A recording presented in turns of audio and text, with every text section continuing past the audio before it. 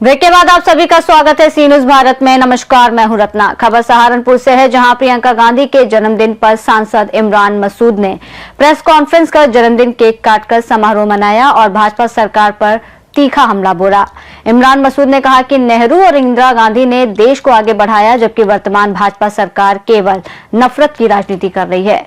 उन्होंने सवाल उठाया कि भाजपा सरकार बांग्लादेश में बिजली कटौती क्यों नहीं कर रही है और कहा कि अगर आज इंदिरा गांधी होती तो बांग्लादेश को सबक सिखाती। उन्होंने चेतावनी दी कि सरकार भविष्य में फिर गड़बड़ी कर सकती है। आज हमारे लिए, कांग्रेस जनों के लिए बेहद हर्ष का विषय है।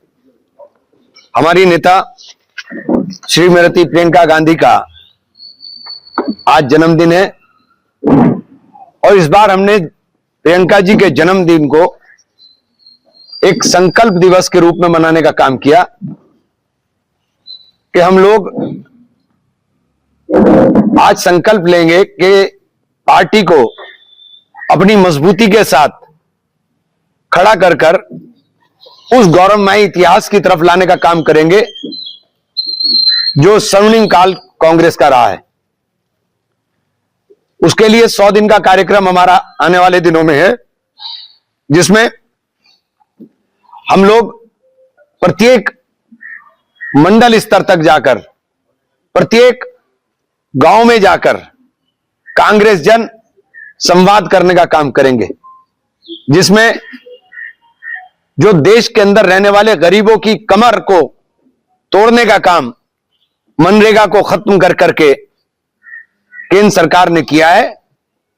और बहुत ही हास्यास्पद चीज है कि जब केंद्र सरकार 90% पैसा देती थी और 10% केवल स्टेट गवर्नमेंट का रहता था, उसके बावजूद भी अभी तक 6-6 महीने का बकाया मनरेगा का बाकी है और अब इसको 40% कर दिया गया। तो किसी स्टेट के पास 40% पैसा मनरेगा में खर्च करने की स्थिति में नहीं है, तो इस स्थिति में यह योजना पूरी तरह से दम तोड़ने का काम करेगी। यह योजना 2006 में जब लाई गई तो इसका मकसद था गरीबों को, मजदूरों को, जो बेरोजगार हैं, उनको रोजगार की व्यवस्था की जाए और एक कामयाब योजना थी। 2014 में जब नरेंद्र मोदी जी प्रधानमंत्री बने, तब इन्होंने इसको कांग्रेस की विफलताओं का स्मारक कहा था, लेकिन मनरेगा की सफलता ने कोविड काल के अंदर उनको मजबूर कर दिया कि एक कामयाब योजना है जो सीधे गरीबों को, जो सीधे मजदूरों को और खास तौर से महिलाओं को सीधे लाभ देने का काम कर रही थी। अगर यह योजना खत्म, अब यह योजना खत्म होगी तो निश्चित रूप से मजदूर की कमर टूटने का काम होगा। इस योजना का उपहास गड्ढा खोदने वाली योजना बता करके बहुत बनाया गया, लेकिन यही इस योजना की खूबसूरती थी कि इसके अंदर रोजगार की व्यवस्था थी, रोजगार की 100 दिन की गारंटी थी। अब इन्होंने कहा 125 दिन, 125 दिन के लिए पैसा कहां से आएगा? पैसा कौन देगा? स्टेट गवर्नमेंट के पास तो पैसा है नहीं। और योजनाओं का स्वरूप और योजनाओं को कहां दिया जाएगा, यह तय केंद्र सरकार करेगी। तो अपने एजेंडे के हिसाब से अगर यह योजना तय होगी तो निश्चित रूप से यह देश के गरीबों के ऊपर एक बहुत बड़ी मार केंद्र सरकार की पड़ने जा रही है। जो संविधान संवाद महापंचायत है, उसके अंदर हम तमाम चीजों को रखने का काम करेंगे और गांव-गांव जाकर के हम कांग्रेस के 140 वर्ष के उस गौरवमय इतिहास को बताने का काम करेंगे कि जो लोग आज पूछते हैं कि 70 साल में क्या किया, हमने तो 70 साल में जो कुछ किया, इस केंद्र सरकार ने आकर के उसे सबको बर्बाद कर दिया। 70 साल के अंदर जब आप बात करते हो तो आप भूल जाते हो कि 1950 में देश की हालत क्या थी। जब देश के पास किस हालत में देश मिला था, खाने को अन्न नहीं था, पहनने को तन पर कपड़ा नहीं था, नौकरियों की तो बात ही छोड़ दीजिए। पंडित जवाहरलाल नेहरू के रोड मैप ने देश को खड़ा करने का काम किया, आत्मनिर्भर बनाने का काम किया। देश आत्मनिर्भर बना जब अन्न इंपोर्ट होता था और वो अनाज आता था जो जानवर खाते थे, उस अन्न को हरित क्रांति ला करके उस अन्न को पैदा करने का काम का सपना पंडित जवाहरलाल नेहरू ने देखा। देश के अंदर औद्योगिकरण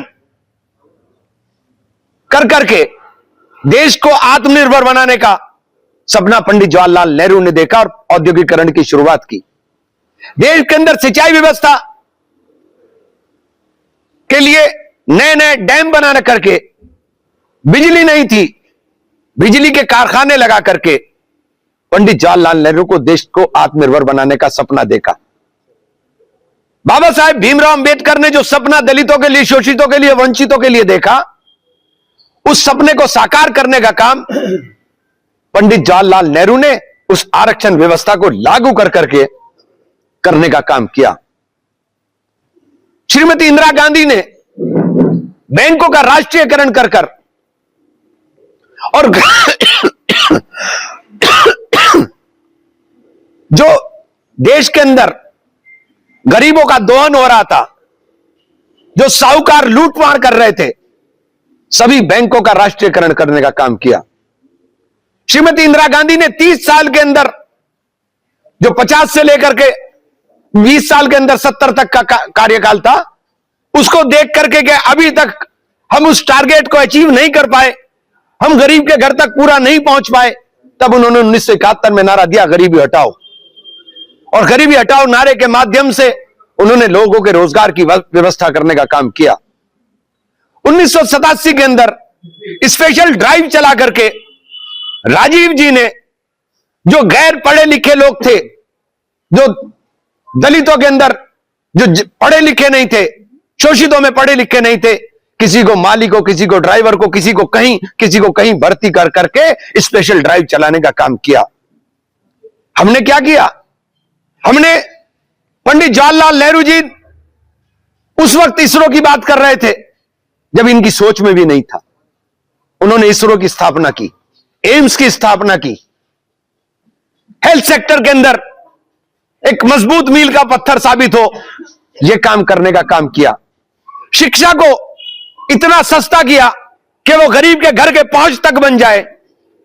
आपने क्या किया? शिक्षा का व्यवसायीकरण किया। आज शिक्षा गरीब आदमी के लिए एक सपना बन करके रह गया। आपने संविदा कर करके उस आरक्षण को धीरे धीरे समाप्ति की तरफ ले जाने का काम कर रहे हैं। जिन संसाधनों पर देश के लोगों का हक होना चाहिए, आप केवल मित्रों को बांटने का काम कर रहे हैं। आप नफरत बांटने का काम कर रहे हैं पूरे मुल्क के अंदर। आप बार बार एक ही एजेंडे को चलाते हो।